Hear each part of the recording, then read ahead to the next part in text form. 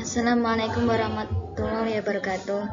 Perkenalkan, saya Alim Tahujana, NIM 23040210097 dengan mata kuliah Studi Islam Indonesia. Saya di sini ingin menjelaskan PPT saya yang bertema Sejarah Masuknya Islam di Nusantara. Sejak zaman prasejarah, penduduk Kepulauan Indonesia dikenal sebagai pelayar-pelayar yang sanggup mengarungi lautan lepas. Sejak awal Masehi sudah ada rute-rute pelayaran dan perdagangan antar kepulauan Indonesia dengan berbagai daerah di daratan Asia Tenggara. Pada zaman-zaman berikutnya, penduduk kepulauan ini masuk Islam, bermula dari penduduk pribumi di koloni-koloni pedagang Muslim itu.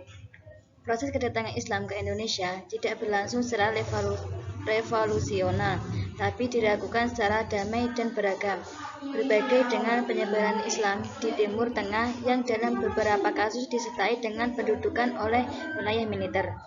Islam dalam batas tertentu disebarkan oleh para pedagang, kemudian dilanjutkan oleh para dai dan para sufi. Perkembangan agama Islam di Indonesia dapat dibagi 3 fase, yaitu singgahnya pedagang Islam di pelabuhan-pelabuhan Nusantara. Sumbernya adalah berita luar negeri terutama Cina. Adanya komunitas-komunitas Islam di beberapa daerah di Kepulauan Indonesia. Sumbernya di samping berita-berita asing juga makam-makam Islam dan berdirinya kerajaan-kerajaan Islam. Di sini ada teori masuknya Islam Nusantara. 1. Teori Gujarat. 2. Teori Persia. 3. Teori Cina. 4. Teori Mekah. Teori Gujarat yaitu teori Islam datang melalui kontak antara pedagang dari Gujarat, intinya dengan kerajaan Samudra Pasai di Selat Malaka. 2. Teori Cina.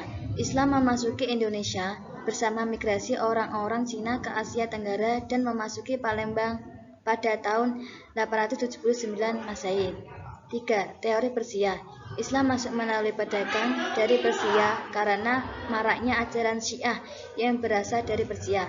4. Teori Mekah. Masuknya Islam di Indonesia diperkirakan berasal dari Timur Tengah, tepatnya Arab pada abad 7 Masehi.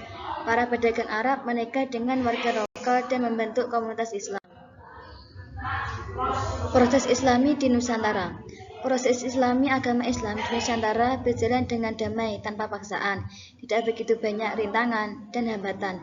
Tetapi kadang-kadang penyebaran agama Islam harus dilakukan dengan penaklukan dengan berbagai cara dan saluran, yaitu saluran perdagangan, perkawinan, tasawuf, pendidikan, kesenian, dan politik. Di sini juga terdapat peranan para wali dan ulama. Salah satu cara penyebaran agama Islam ialah dengan cara mendakwah. Di samping sebagai pedagang, para pedagang Islam dahulu juga berperan sebagai mubalik atau penceramah, menggunakan jenis budaya setempat yang dialiri dengan ajaran di dalamnya. Di samping itu, para ulama ini juga mendirikan pesantren-pesantren sebagai sarana pendidikan Islam, dan di Pulau Jawa penyebaran ajaran agama Islam itu disebarkan oleh Wali Songo.